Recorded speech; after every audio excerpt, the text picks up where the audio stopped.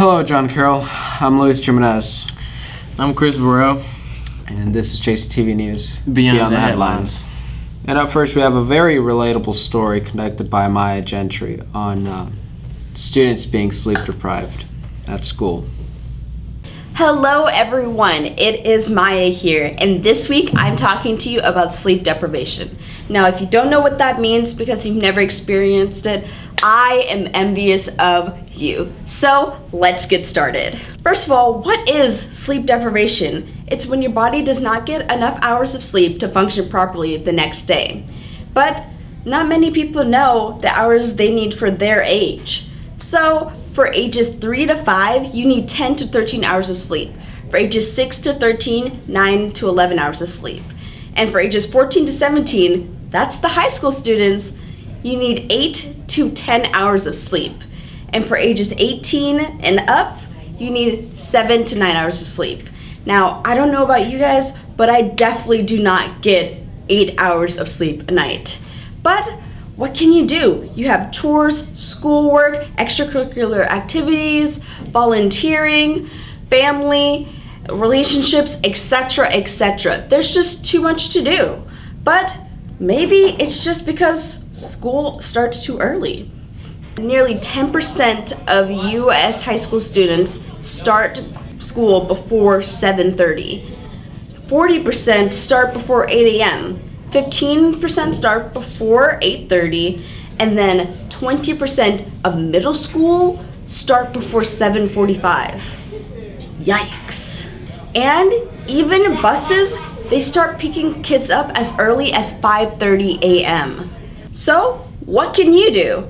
First is you have to get some research done, because I could go on and on about sleep deprivation, but that will not change the fact that you need to know what you're fighting for. And 2, sign a petition. This is the issue. I want it to be changed. I'm signing my name. Simple and easy. 2, join a local chapter. They will discuss issues and policies that relate back to your issue that you're believing in and fighting for. And 3, write to your local congressman. I suggest a very nice letter or email, but hey, who knows? You might actually get something changed. That's all from me, and back to you, Luis and Chris. Thanks, Maya. And up next, we have Yorgo with the weather. Good. Hello, John Carroll. I'm Yorgo Sears, and I'm here with this week's weather. So let's start with today on Thursday. You got a high of 61 and a low of 38 with sunshine. Friday, you got a high of 60 and a low of 35. It's going to be nice and cool with sunshine. Saturday into your weekend, you got a high of 64 and a low of 42.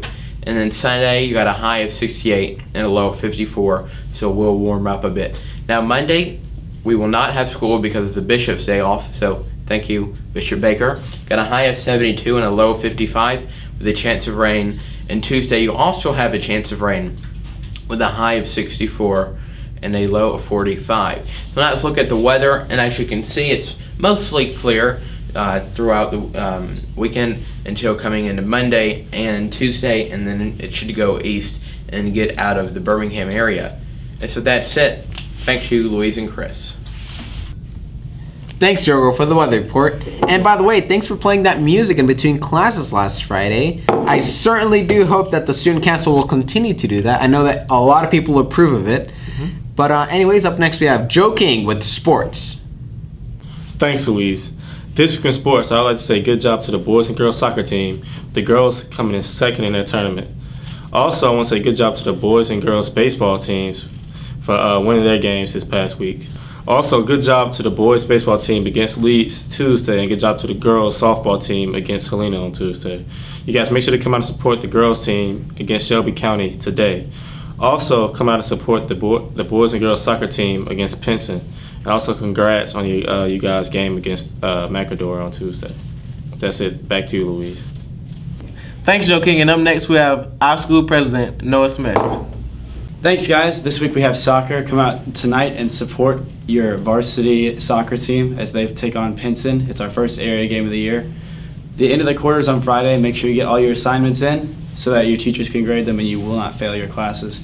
The Bishop's holiday is on Monday, so don't show up at school. We won't be here. Hope you guys have some good plans. And then Lent started yesterday. I hope you've offered something up for this entire season. Thanks. Hi. Are you tired of people making up laws to say you can't have guns? Well, you need a lightsaber. Your lightsaber can come in 2 different forms. Crossguard or standard. It even keeps things from being thrown at you. It's the hottest thing in the world. Ah! And if you're feeling really extreme, you can get 2 in order to have dual blade fencing. Get yours today by calling 1-800-LIGHTSABER. Welcome back. And up next we have the verse of the week, coming to you from the Holy Bible. Yes, and it comes from Psalms 42, verse 2 through 6, and it reads, "As the deer longs for streams of water, so my soul longs for you, O God. My being thirsts for God, the living God. When can I go and see the face of God? My tears have been my food day and night, as they ask daily, where is your God?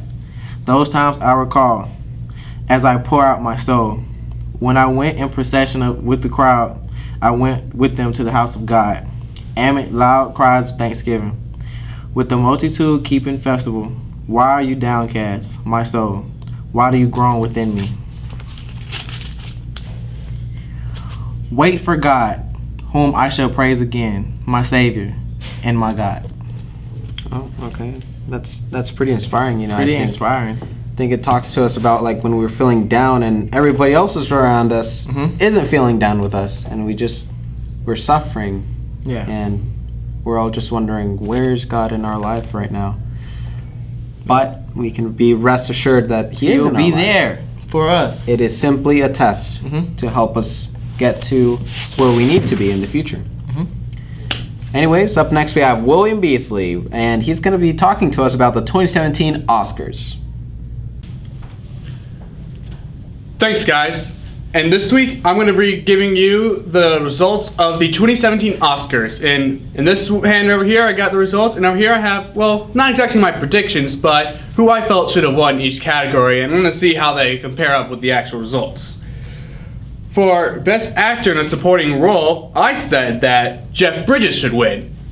And it was Mahershala Ali. Well, he did a good job, so I guess it's good to him. For Best Makeup and Hair Design, I said that Suicide Squad should win, and the order was Suicide Squad. Got it right. And the department for Best Costumes, I said that Fantastic Beasts and Where to Find Them should win, and the winner was also Fantastic Beasts and Where to Find Them. Man, I am 2 for 3. I'm doing good right now. And the department for Best Documentary Feature Film, I said that Life Animated should win, and the winner was O.J. Made in America. For Best Actress in a Supporting Role, I said that Octavia Spencer should win, and it was Viola Davis. She also did a good job. For Best Animated Film, I said that Kubo and the Two Strings should win, as it was the best movie that I have seen pretty much ever, as it's just such a great film all around and so many good things about it. And so, of course, the winner was Zootopia. I mean, Zootopia was great and all, but Kubo, it should have. Ah! Okay, I apologize. I'm better now. Best Film Editing. I said that the winner should be Arrival, and the winner was Hacksaw Ridge. Both had great editing, and Hacksaw Ridge did a great job as well. For Best Short Film in the Live Action Department, I said that the winner should be Silent Night, even though the eyes definitely should have been nominated. And the winner was Sing. Okay. For Best Cinematography, I said that La La Land should win, and the winner was La La Land. For Best Original Screenplay, I said that The Lobster should win, and the winner was Manchester by the Sea. They both had great screenplays, and Manchester by the Sea, congratulations. For Best Directing, I said that the award should go to the director of Moonlight, and it went to Damien Chazelle for La La Land. For Best Actor in a Leading Role, I said that Denzel Washington should win, and the winner was Casey Affleck for Manchester by the Sea. Fair play. Casey Affleck did do a good job in that movie as well. For Best Actress in a Leading Role, I said that Natalie Portman should win for her performance in Jackie, and the winner was Emma Stone for La La Land. I mean, the acting was good in that, it's just everything else that wasn't. And for Best Picture, I said that the winner should be Arrival, and the winner was not La La Land, it was Moonlight. But, okay, Moonlight was really good and had a deep message, but Arrival was just such an amazing film and is one that I definitely know I'm going to watch a million times more because of how good it was. But Moonlight winning isn't all bad, as with it winning, we not only have a Nobel Prize winner and a Heisman Trophy winner at the school, but Andre Holland, who was a graduate from John Carroll, was in Moonlight, and thus we now have an Oscar winner. But unfortunately, that bit of news does not make up for the plenty of results that I do not agree with, and just leaves a really bad bitter taste in my mouth, and I'm really gonna have to review something funny and just all around something that I know will make me feel good next week. Let's see here, what's the #1 rated comedy of all time? Uno the Movie. Next week, Uno the Movie. Back to you, Luis and Chris. Thanks, Will, for letting us know everything about the 2017 Oscars. You know, I'm very, very proud of Andre Holland and everyone on Moonlight. You know, they definitely deserve that Oscar. So, yeah. And up next, we have Morgan, and she's going to let us know what's trending this week. Thanks, Louise. Today we're talking about Justin Bieber Mumbai concert ticket prices. On May 10th, Justice performed in Mumbai, and the tickets are over $1,000. That costs more than the rumored iPhone 8, and the $1,000 is only for the highest tier. That's wild. It sounds like the place to be. Back to you, Louise and Chris. So I'm receiving it. Yeah, you're receiving it. Comment from Morgan. Thanks, Morgan. And honestly, I would not even pay $500 to go to a Justin Bieber concert, but that's just how I feel. Yeah, neither would I, honestly. But I mean, he's all right, you know. But anyways, this has been JCTV News Beyond the Headlines. Signing out.